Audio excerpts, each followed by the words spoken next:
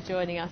Pilots and aircraft passengers have confirmed sightings of a large unidentified flying object off the coast of Guernsey. The mysterious shapes were spotted earlier in the week and are described as a long, motionless object that measured up to a mile wide. Yes, radar screens confirm the presence of the UFOs, and pilot witnesses are now preparing reports for the relevant authorities. Nick Wade has this report. On Monday afternoon, Captain Ray Bowyer was piloting a routine passenger flight from Southampton to Alderney. But to his and the passengers' surprise, a strange object became visible on the horizon. You've been a professional pilot for 20 years. You've flown thousands of flights. You're putting your reputation on the line here, so you must truly believe what you saw was very real. In my years of experience, I've never seen anything like this. And frankly, I'll be perfectly happy not to ever again.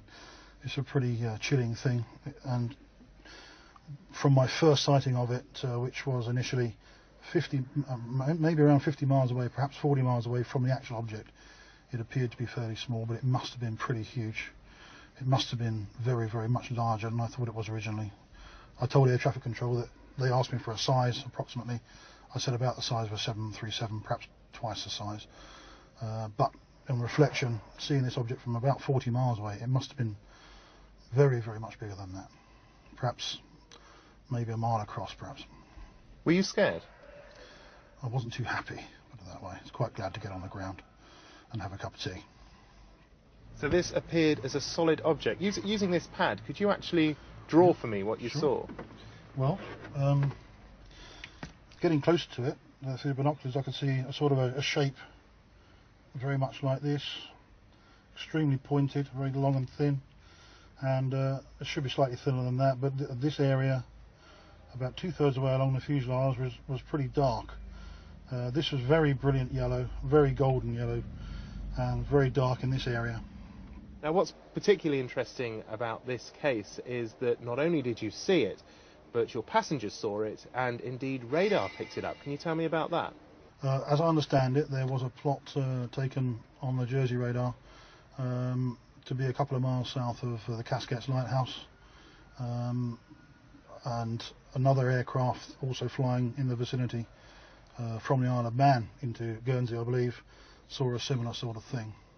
Would you mind showing us on a chart exactly your course and where you saw these two UFOs? No problem at all. The position of the first one would have been about here, just south of the Casquettes, which according to radar. And the position of the second one in relation to that one was probably around here somewhere, very close to Guernsey, I would have imagined. Jersey Air Traffic Control confirmed their radar picked up some activity in the area, but say the data can't be taken as evidence of a UFO's presence. Remarkable. Well, have you ever seen a UFO, or did you get any photos of the latest sighting? If you did, go to our website, channelonline.tv, and click on the UFO. Bowyer, a man with more than 20 years flying experience under his wing, so to speak, saw something extraordinary which later made those headlines as he flew at 4,000 feet near Guernsey. And so did quite a few of his passengers, and so did the pilot of another aircraft that was flying nearby, flying over Sark. And Captain Bowyer is here now to tell his story. Thank you for coming in, and thank you for speaking out, because I know from private conversations I've had over the years with the commercial pilots, sometimes when I'm up in the cockpit with them, they do see things, and they tend not to report them because they don't want to be laughed at or have their careers jeopardised. Exactly right, so why have you decided to speak out about this? Well, I didn't actually decide to speak out at all. Actually, the press asked the company, which I work for, would I mind doing an interview, and the company, being quite a forward-thinking firm, had no objection. In fact, pretty much actively encouraged it. So that's how it happened, really. Well, how did the press get hold of it then? Did passengers? I don't know. I really don't know. You weren't the only person who saw this phenomenon, that's right. were you? There were some passengers who saw it, and also another pilot. Yes. Simultaneously. Well, look, we've got an artist's impression that we knocked up here this afternoon on our computer paint box. Is that kind of what you saw? Is that a reasonable... No. Oh, well, it's the best we did. Oh, be honest, yeah. Well, hold that picture. Well, you describe it to us. Well, it was a brilliant yellow object. The brightness you've got there, about 2/3 from left to right, Yeah, but it was a graphite grey section. If you want to call it a fuselage, we don't know yet what it was. We're looking into it. And how big was it? It's difficult to say once again, but I saw it from 50 miles away. So any object from 50 miles away must have been fairly enormous. Well, what, about a mile long? It's possible, yeah. Did it move at all? It probably didn't move, but I had the great opportunity the other day from Jersey Air Traffic Control visiting their radar room, and some interesting traces, let's put it that way, from the radar Really? indicate that there's a possibility that they did pick up on, from both Guernsey and Jersey radar, traces, spurious traces they call, for around about 55 minutes. How long did you see it for? I saw it in total for 12 minutes. Can I show you a picture? This is, I'm sure you've seen this picture. It's of lenticular clouds, a very rare but known formation. This was taken some years ago.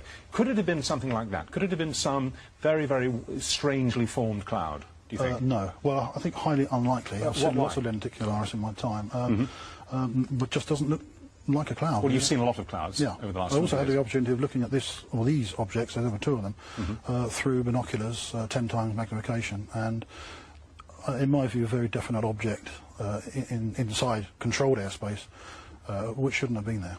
What happened? Did you simply lose contact with it? Did it disappear? Well, I was landing. It was a general flight from Southampton going to Alderney, and the only reason I lost sight of it was because I descended through a haze layer, which is fairly common in that area. And having descended through the haze layer, couldn't see it anymore. But it's almost certainly still there. Did the other pilot, who was flying over Sark, the island of Sark, did he report it in exactly the same terms? Yes, because it was sighted, or they were sighted inside controlled airspace.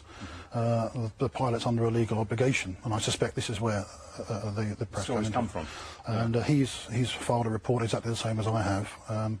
Well, let's show you a couple of pictures from the UFO file books. These are genuine UFOs in the sense that no one's ever been able to explain what they are, but they happen. They're not fakes. Well, that's over New Mexico. That's very similar to the sort of thing that I saw. Yeah, well, and my passengers. That was famously I haven't seen taken over New Mexico in 1957, and it's not a cloud. That much we do know.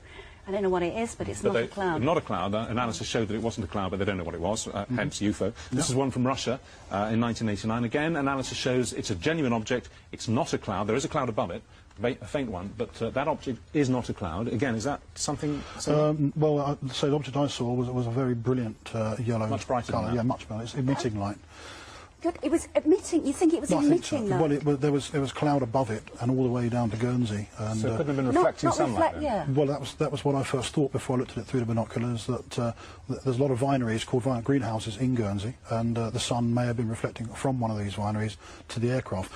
You often see them in France as well on the way down to the Channel Islands, and because the aircraft moves position and these reflections are fixed in place, they often disappear. They always disappear. This one didn't disappear; it just stayed stationary. If you had to take an instinctive guess, and I'm saying it's guess, so I'm not asking for professionals, because how could you possibly know? Would you say that it was something of this planet or something from outer space?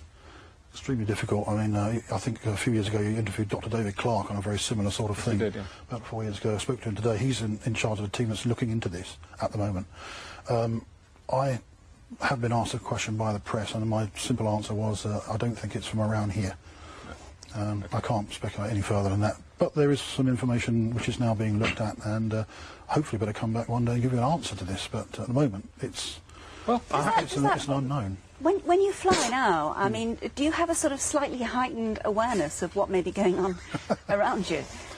I think, yes, definitely. Yeah, it's not the first object I've seen personally, and I've spoken to a lot of other commercial pilots since this has happened, and they've said on the quiet, come round the corner, I want to tell you about what I saw. Absolutely, that's... And I think what's going to happen now, this may have opened the can, and I think what all professional pilots out there ought to be looking at is actually reporting everything they see and actually getting it itemised and written into the CAA, and then perhaps we will find out. Well, I have to say, the unofficial first-hand accounts I've, as I say, had from professional pilots, many of them with as much experience as you have, and they're not putting me on, are extraordinary. Some things that some guys have seen. Some see nothing in their entire career. We interviewed a British Airways pilot who also came out in the 1960s. He saw a silver disc, didn't he? He picked it up on his radar. It was picked up on ground radar over the Bay of Biscay. Pretty big, and it travelled at immense speed, way faster than the speed of sound, and disappeared under his right wing. And it was a round silver disc, like they're supposed to be. Extraordinary. Well, this object looked like a CD disc on edge, if you like, but very sharp and extremely well defined. Well, thank you very much for coming in and describing it to us. That's fascinating. Thank you. We're talking being visible from what turned out to eventually, we worked out, from just under 60 miles away. So we're talking the middle of the day, and a very, very brilliant yellow light, which wasn't blinding to look at, but incredibly sparkling, sort of shimmering shape from, like I say, 60 miles away when I first saw it, and called it in. And I was estimating that it was around about 5 to 7 miles away, but it wasn't. It was a lot further, 10 times further, and getting closer and closer and closer to the one object, and then noticing a second object further away from it, exactly the same design, and quite happy to descend and get out of the way of it, actually, because it was looking pretty frightening. But yeah, an interesting day out. Not many days like that. On the radar tracers that I've got, there's a yellow dot which comes as a reflection from Guernsey, and a red dot which is a reflection from Jersey. And at all times, these red and yellow dots are appearing on these objects that are getting slightly further and further apart from each other at all times. Now, with the curvature of the Earth and the height of Sark, the Jersey head, if it was a ship, wouldn't be able to see a boat in the water from where it is positioned halfway along the north coast of Jersey. It wouldn't be able to see this boat on the surface of the water, but at all times the red reflection to the radar is visible, so that proves to me that it wasn't on the sea surface. Also, the radar tracks go directly over top of Casquet's lighthouse, and not many ships do that.